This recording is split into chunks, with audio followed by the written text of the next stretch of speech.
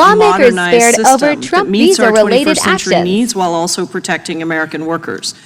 Many of our colleagues on the other side of the aisle love to say that they support legal immigration and people coming in, quote, the right way.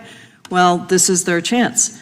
Unfortunately, just over 150 days into the second Trump administration, the Trump administration has been making it exceedingly clear that it opposes all immigration, including legal immigration. Across the country, we have seen students picked up by masked immigration agents in unmarked cars, taken to detention facilities with no warning, and given limited information as to why they are being deported. The administration has revoked thousands of student visas as a weapon to stifle political dissent, restrict due process, and enforce an exclusionary and nativist vision of America that runs counter to everything our institutions of higher learning stand for. And just last week, video of masked ICE agents violently beating the father of 3 U.S. Marines has absolutely shocked the conscience of Americans across the political spectrum.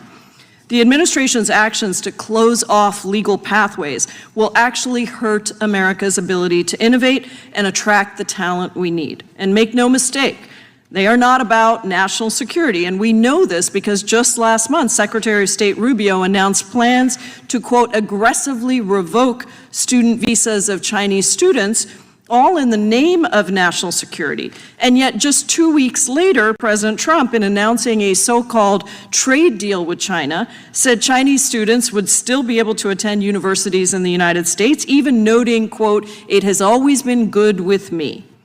After a pause, the United States has resumed interviews for F, J, and M visas, but added new screening of the applicants' social media. These visas cover more than just students. They apply to physicians, university researchers, and au pairs, many of whom come to work for military families and others. And then earlier this month, President Trump issued a proclamation restricting or limiting the entry of nationals from 19 countries. In total, the 19 countries subject to these discriminatory bans have a combined population of over 475 million people. According to State Department data, the proclamation has the potential to block at least 34,000 green cards from being issued and over 125,000 non-immigrant visas from being issued every single year. Recent reporting also tells us that the Trump administration is considering adding an additional 36 countries to that list, 25 of which are from Africa. These countries may be subjected to partial or even full travel bans if they do not meet certain benchmarks over the next 2 months. And alarmingly, it appears that the Trump administration is attempting to coerce some of these countries into signing third country removal agreements to keep themselves off the ban list. The Trump administration has also stripped hundreds of thousands of individuals of their lawful parole or temporary protected status.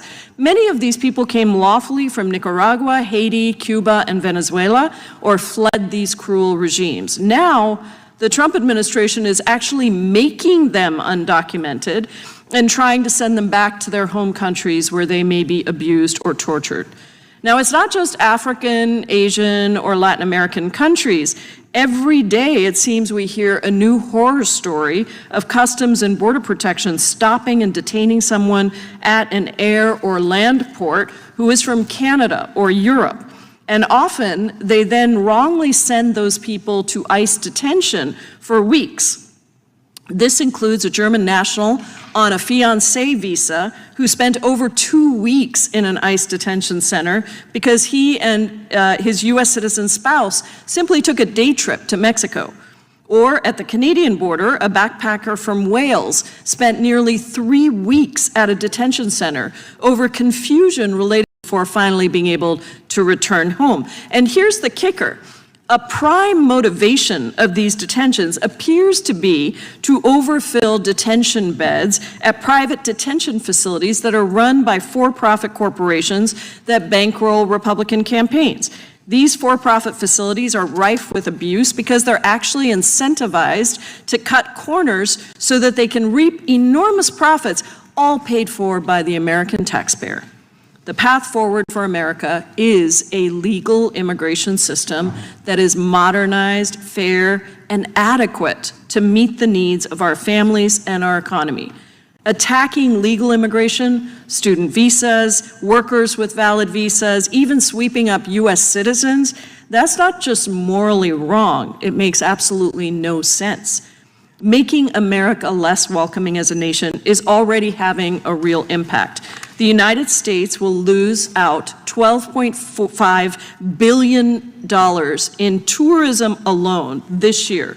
Students and top scientists and researchers don't want to come to a country that suppresses their free speech rights or discriminates against them for what their home repressive governments do. That should not be what America is. I look forward to hearing from all our witnesses today, and I yield back.